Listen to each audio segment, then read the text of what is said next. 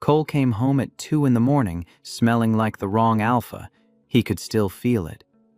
Bryce's mouth on his, the 3 seconds he had kissed back before shoving him away. Black walnut and iron all over his shirt, his collar, his skin. 3 years of distance undone by one moment in a dark office, and now the scent was on him like a stain he could not wash out. Mac was asleep on the couch, waiting up from the look of it. Laptop open on his chest, tea gone cold on the table. 6 days ago, Mac had sat on that same couch and told Cole he was in love with him. The apartment smelled like cedar bark and roasted barley, like safety, like home, and Cole was standing in the middle of it, reeking of someone else. His ex was his new boss. His roommate had just told him he loved him. He rode the elevator with one every morning and came home to the other every night, and right now he was standing in an apartment that smelled like one of them, covered in the scent of the other. Before we dive in, let me know in the comments where you are watching from. I read every comment. Now sit back, relax, and enjoy today's story. 3 years earlier, Cole had not been looking for love. He had been looking for a seat in the 3rd row of a guest lecture on adaptive clinical trial design at the University of Minnesota, and he had been running 4 minutes late because the walk from his apartment in Dinkytown had taken longer than usual in the snow. He was 21. A senior in biostatistics, in sharing a cramped apartment in Dinkytown with 2 roommates and a transcript that compensated for a social life he had never quite figured out how to have. Omega. People knew. He just kept his scent controlled and his head down. The lecture hall was packed. Cole found the last seat in the 4th row and opened his laptop, already annoyed at himself for missing the introduction. The man at the podium was tall, dark-haired, and spoke about Bayesian dose-finding methods with the casual authority of someone who had actually used them on drugs that were now on the market. He wore a suit that fit like it had been cut specifically for his shoulders, which it probably had. His voice carried without a microphone. Bryce Young, 28, Director of Biostatistics at Aurelian Pharmaceuticals, one of the largest pharma companies in the Twin Cities, guest lecturing as part of the university's industry speaker series. Alpha. Cole could tell from the back of the 4th row, not because Bryce's scent carried that far, but because of how he occupied space. Completely. Without effort or apology, the room organized itself around him. Cole took notes for 90 minutes and filled 11 pages. When the lecture ended, he walked to the front of the hall and waited behind 2 graduate students who asked questions about their dissertations. When they left, Cole stepped forward and said, "Your sample size recalculation in the Aurelian oncology trial assumes a fixed information fraction. But if you are using an alpha spending function with O'Brien-Fleming boundaries, i.e. the conditional power at the interim analysis would suggest a different reallocation." Bryce looked at him. Really looked. The way people look when they hear something unexpected from a direction they were not watching. "You read the Aurelian interim report," Bryce said. "I read every interim report your group publishes. Your Bayesian hierarchical model for the rare disease platform was the reason I switched from pure mathematics to biostatistics." Bryce's expression changed. Interest, obviously, but underneath it a heat that Cole, at 21, did not yet have the vocabulary to name. "I have office hours with the department tomorrow," Bryce said. "But I am free for coffee now, if you want to continue this conversation." Cole should have said no. He had a problem set due at midnight and a shift at the campus library at 6. But the man in front of him had written the paper that had changed the trajectory of Cole's academic career, and he was offering to talk about adaptive designs over coffee, and Cole was 21 and had never been looked at like that by anyone. "Yes," Cole said. Coffee became dinner. Dinner became a standing Tuesday night where Bryce would pick Cole up from the library and take him somewhere that served food Cole could not afford. Bryce lived 20 minutes away in a high-rise in the warehouse district. He worked 10 minutes from campus. The logistics were easy, which meant there was never a good excuse to slow down.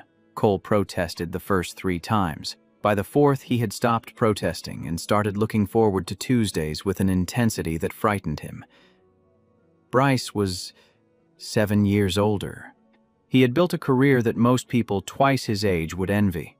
He spoke about drug development the way other people spoke about art, with genuine passion tempered by the hard-earned skepticism of someone who had watched promising compounds fail in Phase 3. He asked Cole questions about his coursework and then actually listened to the answers, leaning forward with his elbows on the table and his coffee growing cold because he forgot to drink it. He also touched Cole constantly, small touches that accumulated like interest. A hand on the small of Cole's back guiding him through a door. Fingers brushing Cole's when he passed the salt. A thumb pressing the crease between Cole's eyebrows when Cole frowned at a dataset. Or each touch lasted a fraction of a second and left a residue of black walnut and iron on Cole's skin that lingered for hours. By the 6th week, Cole's body had started responding to Bryce's proximity in ways that terrified him. His scent would spike when Bryce texted. His sleep cycle realigned itself around the nights Bryce stayed late at the research center, as if his body was tracking an alpha it had already decided belonged to it. His heats, normally clockwork, started shifting their timing, pulling earlier, trying to sync with something Cole's conscious mind had not yet agreed to. The first kiss happened in Bryce's car outside Cole's apartment building in a snowstorm. Cole had been mid-sentence about a paper he was writing when Bryce leaned across the center console and kissed him, like he had been waiting for exactly this moment for weeks. His scent control broke in real time. The dried apricot note, the one that only appeared when his emotional defenses collapsed, flooded the car so fast that Bryce pulled back with dilated pupils and said very quietly, "I should not have done that." "Do it again," Cole said. The relationship lasted 14 months. 14 months of Bryce picking Cole up after late nights at the library, of dinners that turned into sleepovers that turned into Cole keeping a toothbrush at Bryce's apartment, of waking up in sheets that smelled like black walnut and iron and feeling a pull behind his ribs that was either love or biology, so close to love it made no practical difference. They never bonded. Cole was clear about that from the beginning. He was in graduate school, his career was not negotiable, and bonding, with its permanent changes and how it rewired Omega priorities toward nesting and pair maintenance, was a risk he was not willing to take until he had established himself professionally. Bryce accepted this. Seemed to accept it. Said he understood. But during Cole's heats, when Cole chose Bryce as his caretaker, when Bryce held him through the fever and the need and the raw vulnerability of it, their bodies came close enough to bonding that the wiring partially formed anyway, like a key pressed into wax but never turned. The impression was there. The mechanism had engaged, and when Bryce left, the impression did not fade. It calcified. It ached on cold mornings, flared in enclosed spaces, and responded to the scent of black walnut like salt in a cut. The end came on a Thursday. Cole remembered this because he had been running significance tests on a multi-center trial dataset, and the p-value that came back was .049, right on the boundary of meaning something and meaning nothing. And he had been thinking about how much of statistics was just deciding where to draw the line. Bryce called at 7. His voice was different, charged. Cole mistook it for excitement. "I got the offer," Bryce said. "Executive Vice President of Clinical Development at Calder Biopharma, headquarters in London. It is the role I have been working toward my entire career." Cole's stomach dropped, but he kept his voice steady. "That is incredible. Congratulations. I want you to come with me." The sentence landed like a door slamming, not an invitation, a declaration. "Come with you," Cole repeated. "London is extraordinary for pharma. You could find a position easily. Or finish your degree remotely. We would figure out the logistics. I am in the middle of my master's program. I have a year left before I defend. I have a life here, Bryce." "Come on, Cole. You can find a job anywhere. There are biostatistics departments in London." Cole went very quiet, the kind of quiet that Bryce should have recognized as dangerous, but did not. Ours because Bryce was 30 and had spent his entire adult life in a career that rewarded decisiveness over consultation, and it had not occurred to him that this was a conversation rather than an announcement. "You already said yes," Cole said. Silence. They needed an answer by Friday. "You accepted a position on another continent without talking to me first. I am talking to you now." "No. You are telling me. There is a difference." The argument that followed was the kind that strips insulation off wires. Cole said things he had been storing for 14 months, that Bryce treated their relationship like a variable he could optimize around rather than a partnership that required mutual input. That every major decision Bryce had made since they met, the travel schedule, the intensity of their physical relationship, the pace at which he had inserted himself into Cole's life, had been calibrated for Bryce's convenience, not Cole's comfort. That Cole had spent 14 months rearranging himself around Bryce's career, and Bryce had never once rearranged anything around Cole's. Bryce said very little. When he spoke, it was to say, "I thought you would want this for us. I am happy for you. I am wrecked about us. Both things are true, Bryce. Come to London, Cole. You are asking me to give up my career, my degree defense, my job offer, and my entire life to follow you to a city where I know nobody and have nothing. And you are asking me right now, tonight, as if this is something I should be grateful for. I am asking you because I love you. If you loved me, you would have asked before you accepted." Bryce left for London 11 days later. He sent one text before his flight. It said, "I understand." Cole stared at those two words until they stopped looking like language. "I understand." As if 14 months was something you could understand and file away. As if walking out was the same as letting go. Cole finished the semester on autopilot, defended his thesis the following spring, received his master's degree with distinction at 24, and moved back in with his parents in the suburbs because he had no money, no plan, and every corner of the city proper reminded him of a restaurant or a street or a parking lot where Bryce had kissed him. He spent a year at home, applied to jobs, helped his mother with groceries, sat at the kitchen table where he had done homework as a kid, and built statistical models for companies that would never hire someone without industry experience. His parents did not ask about the breakup.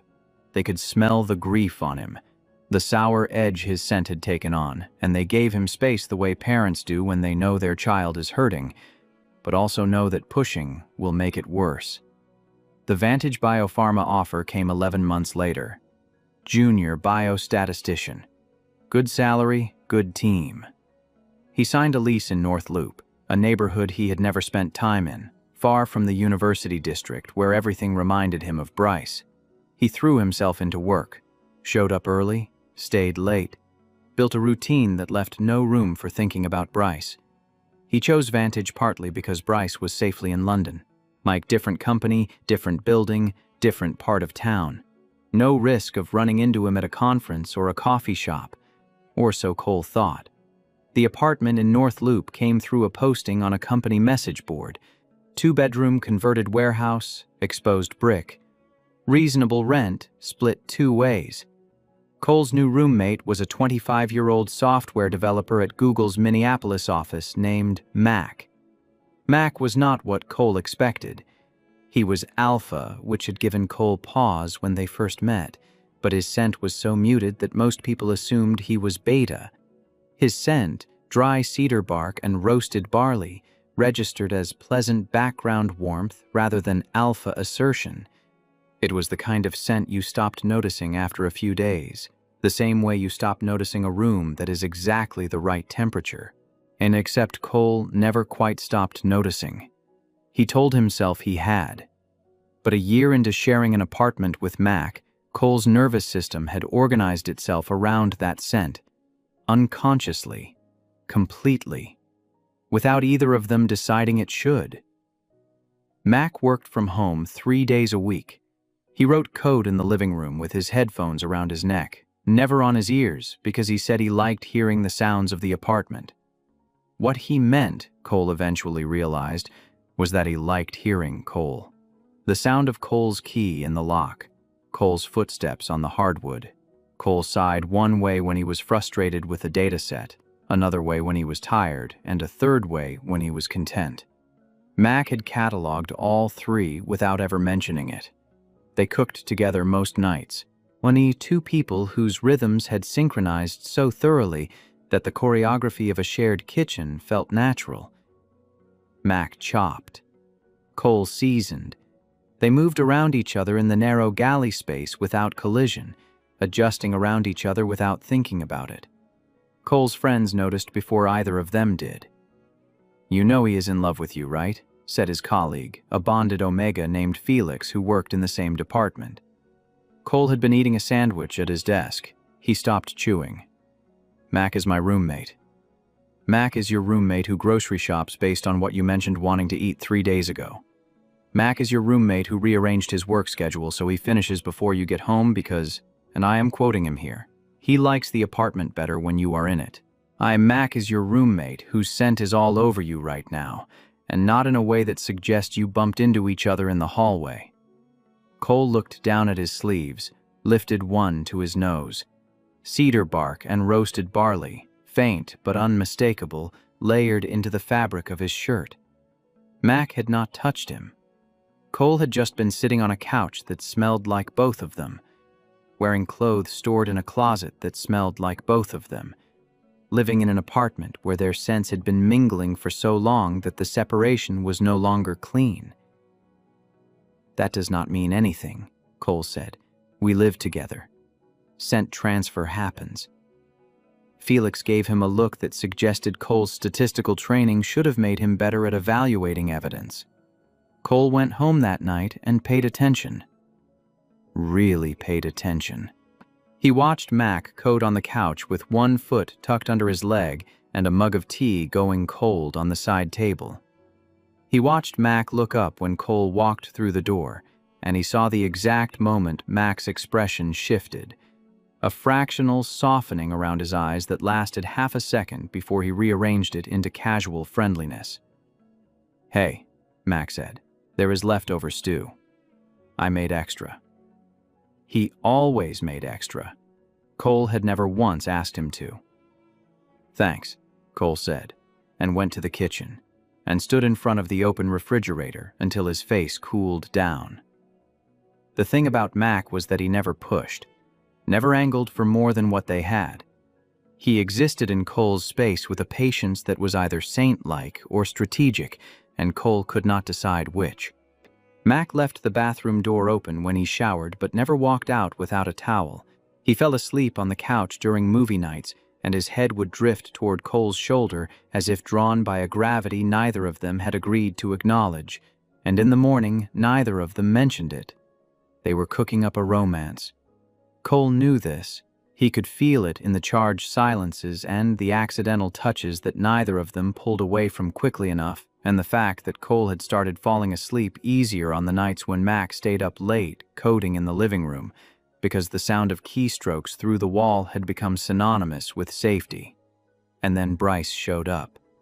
The Monday after the elevator, Cole sat through a department-wide meeting in which Dr. Nadia Sato, the director of biostatistics, introduced Bryce as the new vice president of clinical development who would be overseeing the Phase 3 pipeline.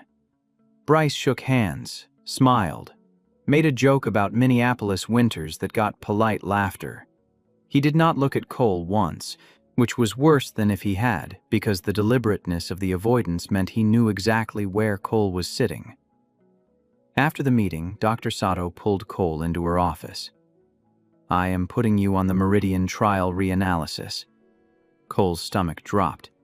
"That is Bryce's trial." "That is Vantage Biopharma's trial, and you are the best biostatistician in this department. Is there a conflict I should know about?" Cole considered telling her. Considered saying, "Yes, 3 years ago, that man was inside my life, and now he is inside my workplace, and what we used to be is making it physically difficult for me to be in the same building as him. But Dr. Sato had hired him based on his competence, and competence meant handling difficult situations without letting personal history compromise professional performance. "No conflict," Cole said. "Good. First meeting is Thursday." Cole spent the rest of the day in his office with the door closed, running models he did not need to run, because the alternative was sitting in the open plan area where Bryce's scent drifted through the ventilation system like a ghost that refused to leave. At home, Mac had made pasta. He set Cole's plate on the counter without asking how his day was, which meant he already knew, only because Mac had a knack for reading situations without needing them explained. They ate in comfortable silence. Then Mac said, "The X." "The X. How long is he here?" "Indefinitely. He is running the clinical pipeline." Mac absorbed this. His face stayed neutral, but his scent shifted, the roasted barley going denser, heavier. Cole noticed. He noticed because he had spent a year paying attention to that scent, whether he meant to or not. "Do you need anything?" Mac asked. "I do not know what I need." "Then I will be here until you figure it out." He said it casually, offhandedly, as if being there was a small thing, a minor commitment, like agreeing to water plants or pick up mail. But his eyes were steady on Cole's, and the steadiness in them ran deep. Thursday arrived. Cole walked into the glass-walled conference room with his laptop and a presentation deck he had reviewed 14 times, and found Bryce already seated at the head of the table. Their eyes met. Cole's scent spiked, the thyme sharpening, the apricot trying to surface. He clamped down on it, sat in the chair furthest from Bryce, and opened his laptop. "Walk me through the primary endpoint analysis," Bryce said. Professional. Clipped. Nothing in his voice that acknowledged the history between them. Cole walked him through it, explained the interim futility analysis, the conditional power calculations, the adaptive randomization protocol that was underperforming expectations. He spoke with precision and authority and absolutely zero emotion, and he did not look at Bryce's hands, which were resting on the table in a position Cole recognized. Because Bryce always rested his hands like that when he was trying not to reach for something. The meeting lasted 90 minutes. When it ended, Cole gathered his laptop and stood to leave, and Bryce said, "Stay." The room emptied. The door closed. They were alone for the first time in 3 years, separated by 8 feet of conference table and an amount of unprocessed history that could fill a warehouse. "You look well," Bryce said. "Please do not do that." "Do what?" "Talk to me like we are old colleagues catching up. You do not get to be casual about this." Bryce went still. The camphor in his scent flared. "What would you prefer?" "Honestly, I would prefer you transfer to literally any other office." "That is not going to happen." Bryce leaned back in his chair, not defensive, strategic. "I took this role because it is the best position in my field. I did not come here for you." "Great. But I am also not going to pretend you do not exist for the foreseeable future because it makes you uncomfortable. That is not how I operate." "How you operate is exactly the problem, Bryce." Cole left. His hands were shaking again. In the bathroom, he splashed water on his face and looked at himself in the mirror and said quietly, "You are fine." His reflection did not look convinced. The weeks that followed built a pattern Cole did not choose and could not stop. At work, forced proximity with Bryce. The Meridian trial had problems, serious ones, and Cole was the only person who could troubleshoot the adaptive design, because he had built the statistical framework as his first project advantage. For that meant late nights in the conference room with Bryce reviewing interim data, their scents filling the enclosed space until the air itself felt pressurized. Each session ended with Cole leaving first, walking to his car, and sitting in the parking garage until the trembling stopped. At home, Mac. The quiet constancy of shared meals and evening routines, and the way Mac looked up from his code when Cole walked through the door. That half-second shift in his expression, barely there, gone before it could be examined. But Cole had started watching for it. Cole existed between two gravitational fields and pretended he was in orbit around neither. The kitchen near miss happened on a Wednesday. Cole was reaching past Mac for a mug on the upper shelf, and the stretch brought their forearms into contact, skin against skin. It a stripe of warmth that lasted 1 second and sent a jolt straight through Cole's nervous system. His sense spiked. The dried apricot, the note that only surfaced when his guard dropped, broke through and filled the kitchen with a sweetness so sudden that Mac went absolutely still. He was holding a spatula. His knuckles whitened around the handle. His own scent, usually so restrained, deepened. The cedar bark became richer, almost smoky, like wood placed close to flame but not yet burning. Cole did not pull his arm away, neither did Mac. For 2 full seconds they stood with their forearms pressed together, bare skin conducting heat, and Cole felt his whole body flush from the contact point outward. His breath hitched. Mac's did too. "Sorry," Cole managed, reaching for the mug. Tight space." Mac set the spatula down with deliberate care. "I need to take a walk," he said, and left the kitchen. Cole heard the apartment door open and close. Mac did not come home for 2 hours. When he did, neither of them mentioned it. They watched a documentary about climate migration and sat on opposite ends of the couch with a careful 18 inches between them. At one point, Cole's foot slid sideways and his sock brushed against Mac's ankle. They both left it there. Did not move away, did not acknowledge it. The silence afterward was deafening. If you are enjoying the story, drop a comment and let me know where you are listening from. I read every single one. All right, let us get back to the story. Bryce did not do subtle. He did strategic. Within 2 weeks, he had mapped Cole's coffee schedule, his lunch routine, or the exact window when Cole took a walk through the skyway to clear his head. He appeared at everyone, always with a reason, a question about the protocol, a journal article he thought Cole should read, a model specification that could have been emailed but that Bryce hand-delivered because Bryce did not win by email. He won by showing up. Each interaction lasted 2 minutes and left Cole rattled for an hour afterward, the leftover pull from their almost bond flaring like an old injury in wet weather. And the worst part was that Bryce knew it. Cole could see it in the way Bryce watched him, calculating, cataloging every flinch and every involuntary lean, filing the data away, building a case. "Your scent changes when he is around," Felix said one afternoon, watching Cole through the glass partition between their offices. "Oh, you know that, right?" "I am aware. It changes differently when you come in from home, too. But that one is quieter."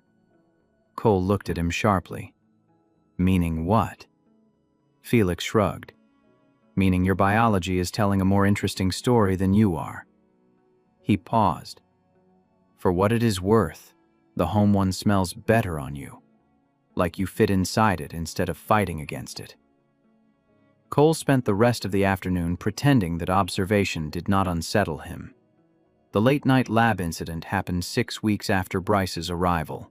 The Meridian trial data showed a safety signal that required immediate reanalysis, the kind of finding that could halt a multi-million-dollar program if confirmed or save lives if caught early. Cole stayed past midnight running the models, rechecking assumptions, pulling the dataset apart and reassembling it from different angles. Bryce found him at 1 in the morning. The building was empty. The overhead lights were off. Cole was working by the glow of 3 monitors, his tie loosened, his sleeves pushed to his elbows, his scent completely unguarded because he was too focused to remember to maintain it. "I saw your badge still active on the security log," Bryce said from the doorway. "The safety signal is real. The subgroup analysis confirms it in patients over 65 with pre-existing cardiac conditions. We need to notify the DSMB by Friday." Bryce came closer, looked at the screen. His proximity set off the familiar chain reaction in Cole's nervous system. The pulse spike, the scent surge, the involuntary lean. But tonight, exhausted and unguarded, Cole did not fight it. He simply let it exist. "You found it," Bryce said quietly. "You actually found it. That is my job. It is more than your job. This is going to save lives." "I know." They stood side by side in the dark office, looking at numbers that meant something, and for a moment the 3 years between them compressed into nothing. This was what had drawn Cole to Bryce in the first place. Not the alpha pheromones or the expensive suits, the brain, the shared language. The fact that Bryce understood what these numbers meant and why they mattered and why Cole had stayed until 1 in the morning to make sure they were right. "I missed this," Bryce said, "working with someone who sees what I see." "Do not." "Cole." I said, "Do not." Bryce caught his wrist. The touch was light and Cole's whole body locked up. His scent collapsed. The time and the glass and the carefully managed composure falling away until the dried apricot was all that remained, naked and sweet and devastating. Bryce's breathing changed. His scent darkened, the iron becoming more pronounced, the camphor burning off until what was left was raw alpha. He pulled Cole toward him, somewhere between careful and desperate, like a man who had been holding himself back for 6 weeks and had finally run out of distance. He kissed Cole. Hard. His mouth was hot and certain and tasted like 3 years of silence breaking open at once. Cole's body responded before his brain caught up. His hand fisted in Bryce's shirt. His mouth opened. His back hit the desk behind him, and Bryce pressed forward, one hand in Cole's hair, the other gripping his hip. And for 3 seconds, Cole forgot every reason this was a terrible idea. 3 seconds of heat pooling low in his stomach, of Bryce's thigh pressing between his, of a sound leaving Cole's throat that he would spend the next week trying to unhear. Then Cole shoved him. Both hands flat on Bryce's chest, hard enough to break the contact. "You do not get to do that anymore," Cole said. His voice was shaking. His hands were shaking. Everything was shaking. Bryce stepped back, but he did not look sorry. He looked satisfied. "You kissed me back," he said, "for 3 seconds. 3 seconds is not nothing, Cole. It is biology. It is residue. It is not a decision. You keep telling yourself that." Bryce straightened his shirt. His voice was steady again, the brief vulnerability already locked back down. But your body just told me everything I needed to know." Cole gathered his laptop and left. He drove home in silence. He let himself into the apartment at 2 in the morning and found Mac asleep on the couch with his laptop open on his chest, as if he had been waiting up. Cole stood in the doorway and looked at him, at Mac's face, soft in sleep, unguarded, open, at the hoodie Mac was wearing that was actually Cole's, taken from the laundry without comment 3 weeks ago and never returned. At the mug on the coffee table, still half full of tea that Mac had made at whatever hour he had decided to wait. Cedar bark and roasted barley. The scent was everywhere. It was the apartment. It was the couch. It was the hoodie and the blanket and the air itself. And Cole stood in the middle of all of it and realized his hands had stopped shaking. For the first time in 6 weeks, his hands were completely still. He went to bed. He did not sleep. The next evening, Mac was sitting on the far end of the couch with his laptop when Cole got home. Cole dropped his bag by the door and sat down. There was a cushion of space between them. Normal distance. Roommate distance. "Bryce kissed me last night," Cole said. Mac's fingers paused on the keyboard. 1 beat. 2. Then he closed the laptop and set it on the coffee table very carefully. "And," Mac said, "and I pushed him away and told him he does not get to do that. But he did it. He did. And part of you kissed him back." Cole looked at him. How did you know that?" "Because your scent has been different since you came home last night. Not upset, confused. The way it gets when your body is doing one thing and your brain is doing another." Cole's chest hurt. I did not invite it. I know. It lasted 3 seconds. Cole. Mac's voice was gentle, careful. You do not owe me an accounting. I feel like I do. Why? The question hung between them. Cole knew the answer. He had known it for weeks, maybe months, the way you know the result of a calculation before you finish running it. But saying it meant changing the equation permanently, and Cole had seen what happened when equations changed without everyone agreeing to the new terms. Because you matter to me, Cole said. Naina and I do not want you thinking that what happened with Bryce changes that. Mac studied him. He had gone blank. Mac's face was usually easy to read, all warmth and dry humor, but right now he had shut it down completely. I need to tell you something, Mac said. The timing is terrible. It has been terrible since your ex showed up, but I do not think it is going to get better, and I am done waiting for perfect. Cole's heart rate accelerated. His body knew what was coming before his mind did. I am in love with you, Mac said. He said it the way he said everything. Plainly. Without performance. As if the sentence was a data point he was presenting for Cole's consideration, rather than a declaration designed to produce a specific reaction. I have been in love with you for about 6 months. It just happened. And I am telling you, because keeping it to myself started to feel like lying, and I would rather you know and make your own call than wonder. Cole stared at him. The apartment was quiet. The heater clicked on and the warm air started circulating, carrying their scents through the space as it did every evening, mixing cedar bark with cold glass until the apartment smelled like a greenhouse in early morning, warm and green and growing. I do not know what to say, Cole whispered.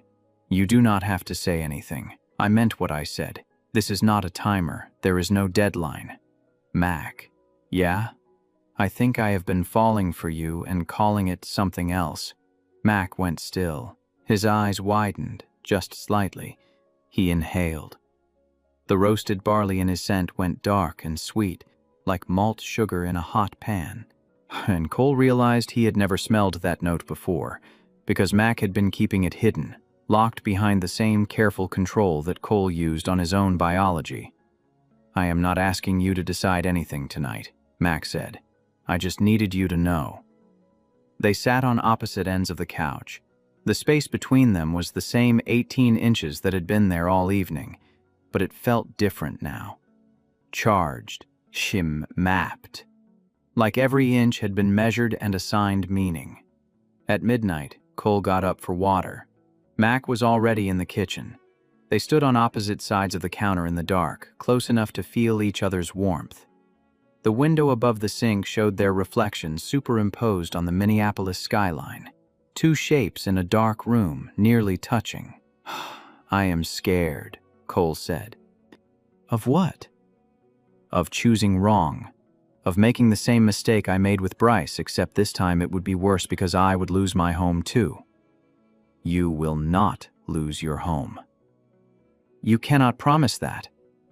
I can promise that this apartment is yours as long as you want it, regardless of anything else. Cole's hand moved across the counter. His fingers found Mac's. They did not interlock. They just rested there, overlapping. The pads of Cole's fingers against Mac's knuckles. The contact was barely anything. A centimeter of skin. But Cole felt his pulse in it. Felt the warmth traveling up his wrist, his arm, settling in his chest. Mac's thumb shifted, drew one slow line across Cole's index finger. Back and forth, back and forth. The smallest motion. The loudest thing Cole had ever felt. They stayed like that until the sky started lightening. In the weeks that followed, Cole lived inside a split screen. At work, Bryce. The trial consumed them both, and the professional collaboration was genuinely brilliant. Their minds clicking together as it always had, completing each other's sentences, arriving at the same statistical conclusions from different starting points. The brilliance was the problem. It reminded Cole of what he had loved about Bryce, the intellectual partnership. The shared fluency, how Bryce's brain made Cole's brain better. But Bryce also started doing something that Cole recognized with a cold clarity his 22-year-old self had not possessed. He started narrating a future, casually, in passing. When the trial publishes, I was thinking we could co-author the methods paper. There is a conference in Barcelona in June. The abstract submission is open. Meridian might spin off the platform technology into a new entity. I would need someone to run the biostatistics division. Each sentence was a move on a board. Bryce played people the way he played data, with patience and precision, and the absolute confidence that if he positioned the pieces correctly, the outcome was inevitable. He had always been like this. When Bryce was 28, Cole had found it attractive. Now, at 33, watching it deployed on him, it made his skin crawl. The worst part was that it was working. The professional collaboration was brilliant, and Bryce knew it, and he used it. And at home, Mac, who did not narrate futures, who did not lay breadcrumbs, who simply existed in the present tense of their shared life with a consistency that was so absolute it had become invisible until you tried to breathe without it. One night, Cole came home late from a data review meeting. His neck was stiff and his brain felt compressed, and the residue of Bryce's scent was still on his jacket from 2 hours of arguing about hazard ratios in a room with poor ventilation. He dropped his bag and sat on the couch and pressed his palms against his eyes. Mac appeared with a plate. Grilled cheese, cut diagonally with a bowl of soup on the side. Cole had not asked. Mac had just heard his footsteps and made a call about what kind of evening this was. "You ate?" Cole asked. "Waiting for you." "You did not have to wait." "I know." They ate. Mac told him about a bug in his code that had taken 6 hours to find and turned out to be a single, misplaced bracket. Cole told him about the hazard ratio argument, deliberately leaving out Bryce's name, and Mac did not call attention to the omission. Afterward, they watched 30 minutes of a cooking competition neither of them was following. Mac's foot was against Cole's under the blanket. When had they started sharing a blanket? Cole could not remember. It had happened how everything with Mac happened. Gradually, without announcement, until it was simply part of the architecture of their evenings. Mac. Am I making your life harder? Mac looked at him. Actually turned his head and studied Cole's face with the focused attention of someone running a diagnostic. Why would you be making my life harder? Because you told me something enormous, and I have not given you an answer, and every day you watch me come home smelling like someone else. Mac did not answer right away. The cooking show played on. A contestant dropped a souffle and the judges winced. "I meant what I said about no deadline," Mac said finally. "But yeah, watching you come home smelling like him is rough. I am not going to pretend it is not." "Then why are you still here?" "Because I tried picturing not living here last week and got genuinely nauseous. Had to sit down." Cole swallowed hard. "My body has opinions about you that my brain did not sign off on." Cole understood that exactly. His body had been having unauthorized opinions for months. The next day at work, Felix pulled Cole into the break room during lunch. You look like you are running simultaneous stress tests on your own nervous system," Felix said. "I am fine." 4 coffees before noon. You are clenching your jaw again, and your scent keeps going back and forth between stressed and something sweeter, and I can smell it from my desk. You are tracking my scent oscillations. I am a bonded omega sitting 8 feet from an unbonded omega in crisis. I can literally smell everything you are going through, whether I want to or not. Cole set his coffee down. "What do you want me to say?" Felix sat across from him. His voice dropped its usual lightness. "I bonded with Sasha when I was 23, right out of grad school. He got a position in Denver. I had a research fellowship lined up at NIH. I turned it down, moved to Denver. I got a job at a small CRO that was fine, but not what I had planned." I know. What I never told you is that I have a spreadsheet on my personal drive that calculates what my career trajectory would have looked like if I had taken the NIH position. I updated it quarterly for the first 3 years, then annually. I stopped updating it last year, but I still have it. I will always have it. Cole looked away. Felix. I love Sasha. I do not regret our bond, but I regret the version of myself that I did not get to become, and those two things coexist inside me every single day. They do not cancel each other out. Why are you telling me this? Look, I picked the exciting one, and I love him. But I think about the other path more than I should. He paused. Just make sure you're picking a person and not a feeling. Feelings fade. The person is who you wake up next to when they do. Cole drove home that evening with Felix's words sitting in his passenger seat like an uninvited but necessary guest. Mac, who had started looking at apartment listings. Cole found them on a Tuesday. Mac had left his laptop open on the kitchen counter, and the browser tab was visible. 2-bedroom apartments in northeast Minneapolis. 1-bedrooms in Uptown. Studios in Loring Park. Cole's vision tunneled.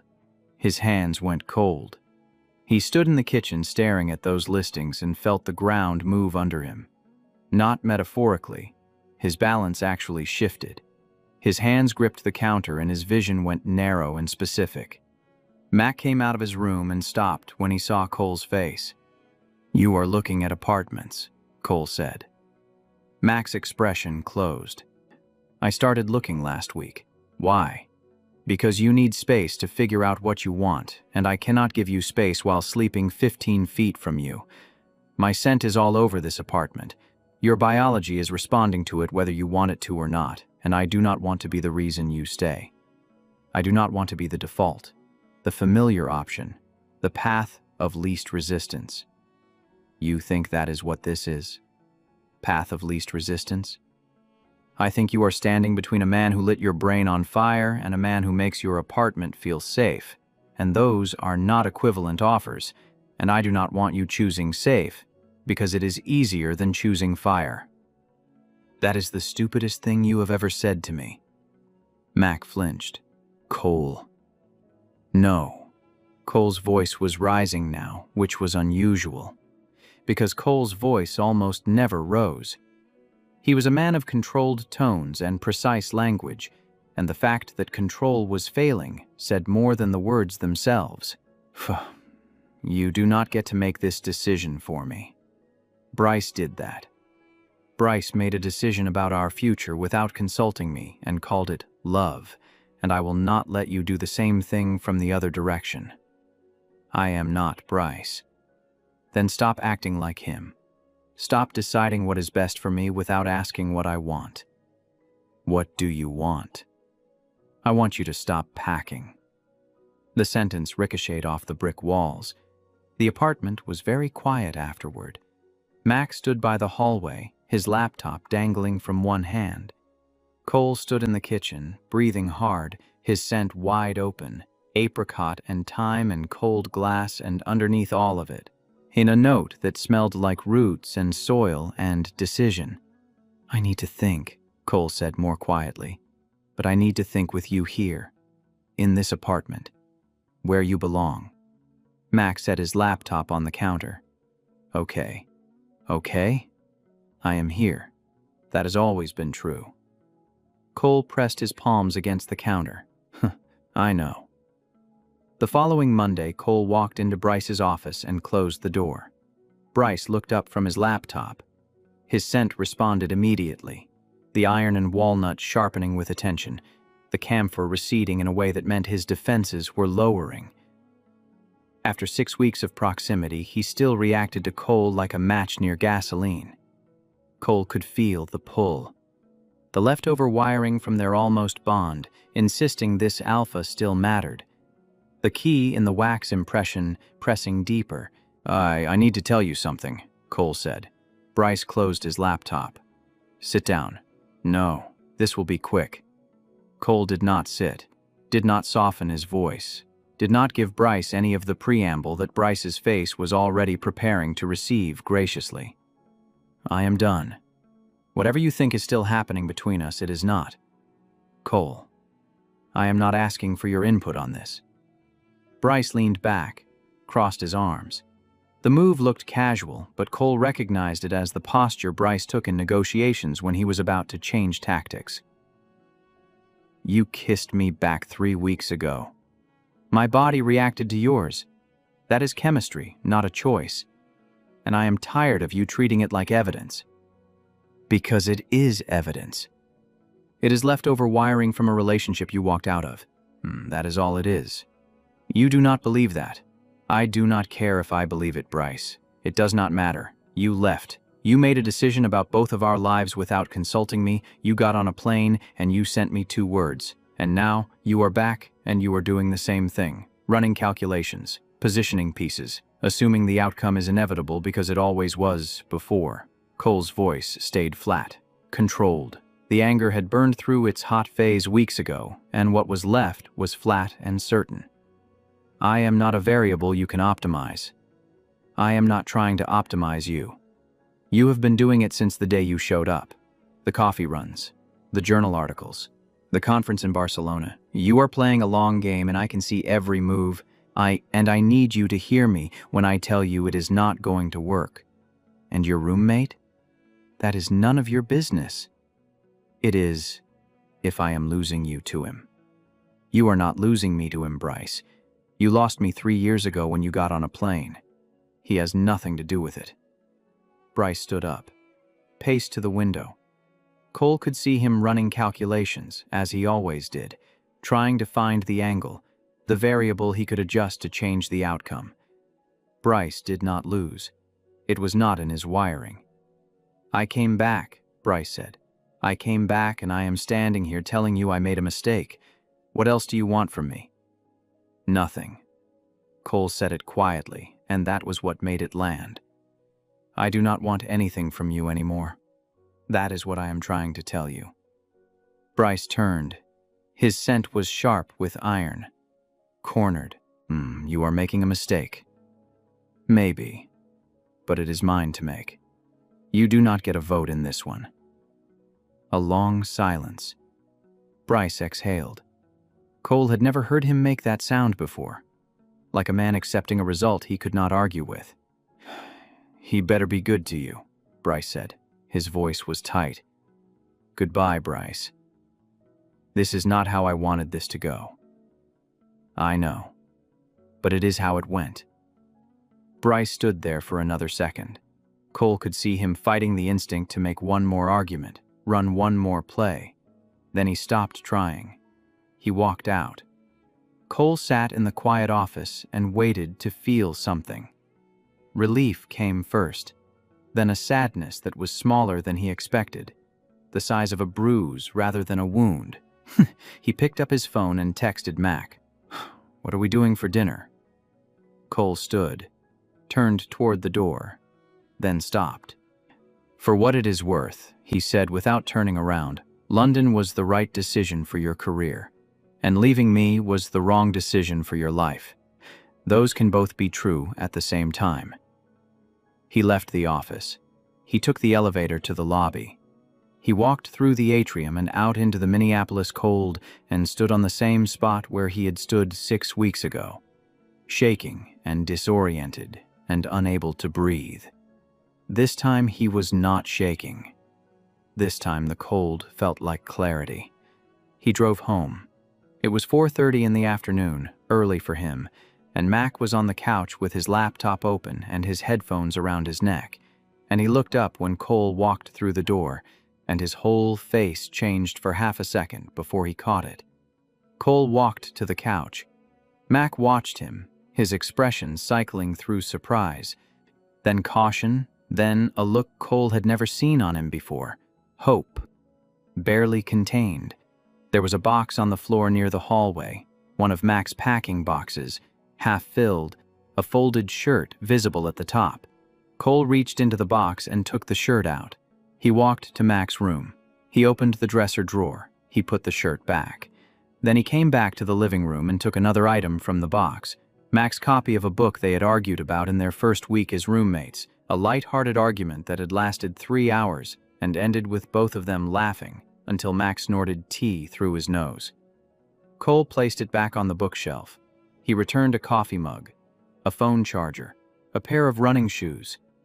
Mac watched every item leave the box and return to its place. His jaw was tight. His hands were flat on his knees. His scent had broken open completely, the cedar bark and roasted barley flooding the room, raw and overwhelmed, filling the room.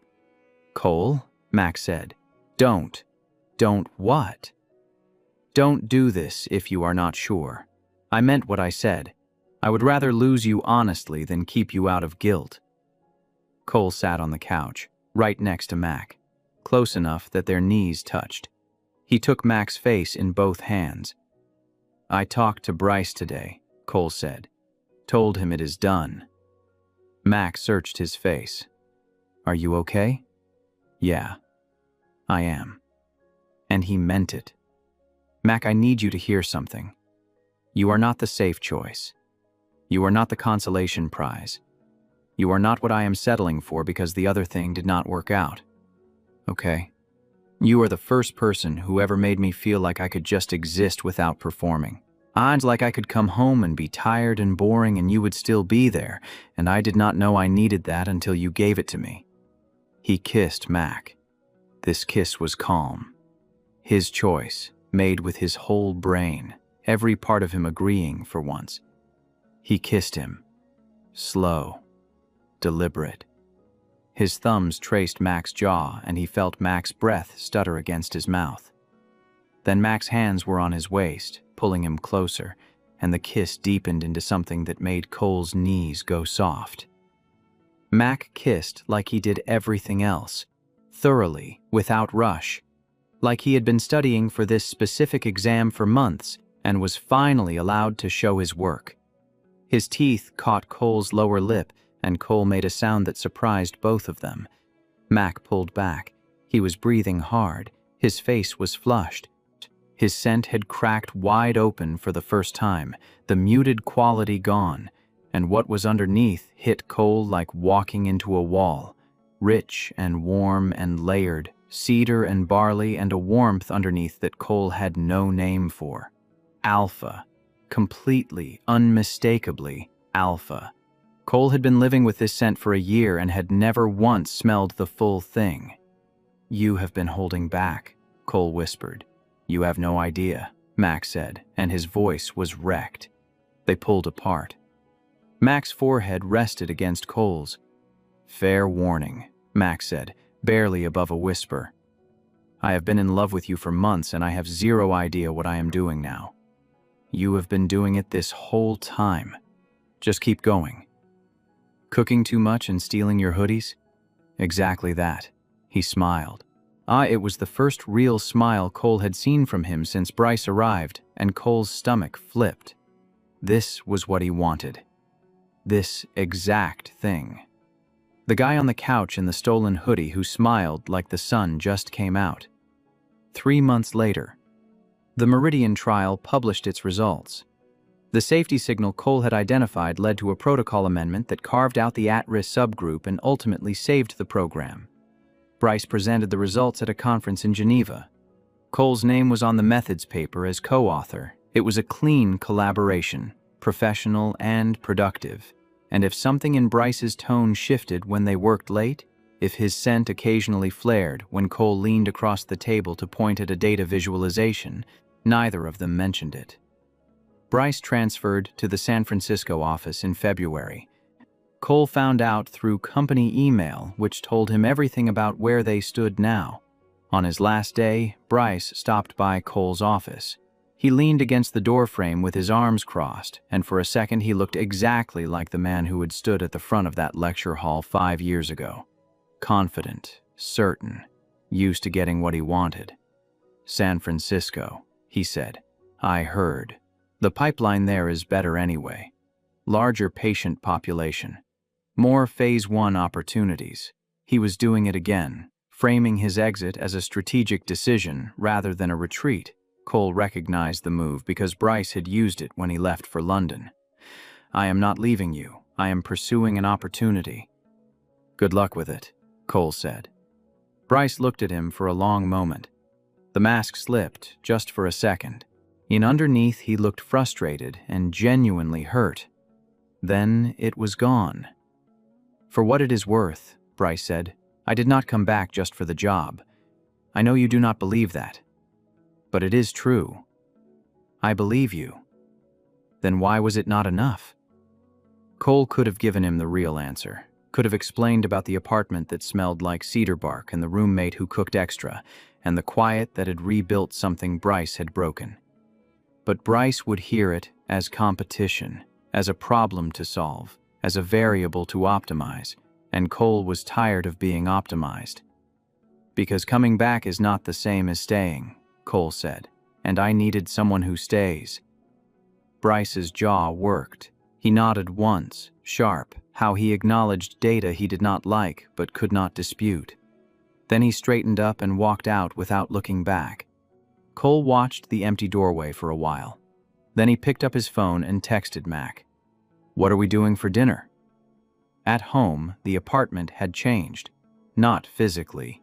The same exposed brick, the same galley kitchen, the same couch with the same 18 inches that was now 0 inches because Mac had migrated to the middle months ago and Cole had migrated to meet him.